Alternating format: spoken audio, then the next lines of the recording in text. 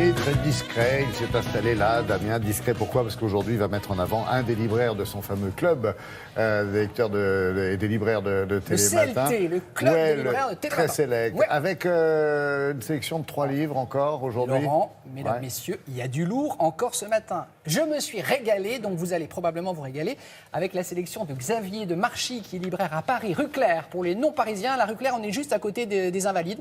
On est dans le 7e. C'est un super libraire passionné, donc c'est ce que je dis souvent, passionnant. Petite parenthèse, les livres, achetez-les chez vos libraires de quartier, franchement. C'est pas plus cher qu'en ligne, je dis, parce que les gens se disent parfois, non, il y a un prix unique, donc ce sera pas plus cher.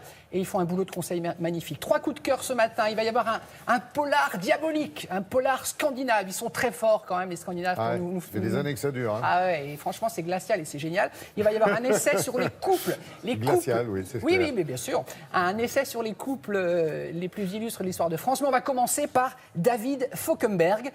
Bluff, édition Stock. Ça se passe dans l'extrême sud de la Nouvelle-Zélande, Laurent. Oui. Et alors franchement, j'ai lu le bouquin et j'ai pas fait gaffe. Et en fait, je pensais que David Fauconberg était, je sais pas, néo-zélandais ou bien australien. Pas du tout, il est de chez nous. Il est français, ce garçon. Simplement, il a parcouru le monde. Il a séjourné 2 ans en Australie. Et le bouquin qu'il écrit, donc Bluff, c'est le nom d'un port au sud de la Nouvelle-Zélande. C'est pas un coup de poker, un coup de bluff. Hein, c'est le nom d'un petit port. Ça va secouer, on va prendre la mer, ça va vous plaire. Ah ben on est dans les 45e. Hein, là. Exactement, ça va rugir grave. Et on est vraiment dans un roman d'aventure. C'est parti. De nos jours, un homme parvient à pied au point le plus au sud de l'île de Nouvelle-Zélande, le petit port du Bluff. Un soir, dans un bar, il rencontre 2 hommes, un vieux capitaine de pêche et son jeune second. Les 2 hommes décident de recruter notre aventurier pour la future partie de pêche qui s'annonce.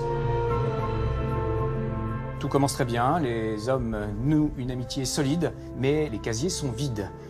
Pour remédier à cela, notre capitaine tente un coup de poker. Il décide donc d'aller en haute mer pour être sûr de ramener quelque chose. Et le pari est gagné, effectivement, la pêche est au rendez-vous. Malheureusement, une tempête historique s'annonce. Bluff, c'est le livre à lire absolument. Sous la couette ou au coin du feu, vous êtes le 4e homme du navire et vous allez avoir froid avec eux. Vous allez retrouver Hemingway, vous allez retrouver Melville. C'est un livre absolument lumineux, d'une grande beauté. Vous allez faire un plein d'émotions pour pouvoir affronter l'hiver. Mon deuxième coup de cœur, les couples illustres de l'histoire de France, de Lorraine de Méo et Patrice Guénifet aux éditions Perrin.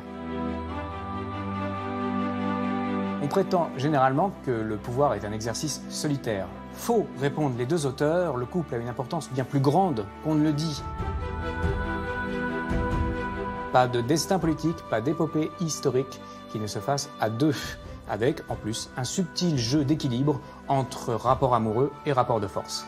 On commence au Moyen-Âge avec Héloïse et Abélard, on passe par Napoléon III et Eugénie, des figures classiques, mais on a aussi des figures plus contemporaines, notamment Aragon et Elsa Triolet, un couple mythique de la littérature, ou encore cette passion destructrice entre Simone Signoret et Yves Montand. À quelques jours de la Saint-Valentin, offrez-vous ce livre, c'est un livre éblouissant qui fourmille d'anecdotes. Grandeur et décadence se vivent à 2 jusqu'au bout. Vous allez redécouvrir l'histoire de France à travers un prisme nouveau. À déguster passionnément. Et pour terminer, un polar qui vous glacera les sangs, ADN, Dirsa Sigurdardóttir, aux éditions Actes Sud. Nous sommes à Reykjavik, en Islande. Un matin, une petite fille réveille sa mère. « Maman, j'ai vu quelqu'un entrer dans notre maison. » La femme dit à sa fille de se cacher sous le lit et tombe nez à nez avec un tueur sans pitié qui l'assassine sauvagement. Une fois son crime commis, il laisse une feuille sur laquelle il inscrit des chiffres qui sont très mystérieux et qui semblent être des codes. Que signifient ces chiffres? La fillette va-t-elle être capable de reconnaître le tueur?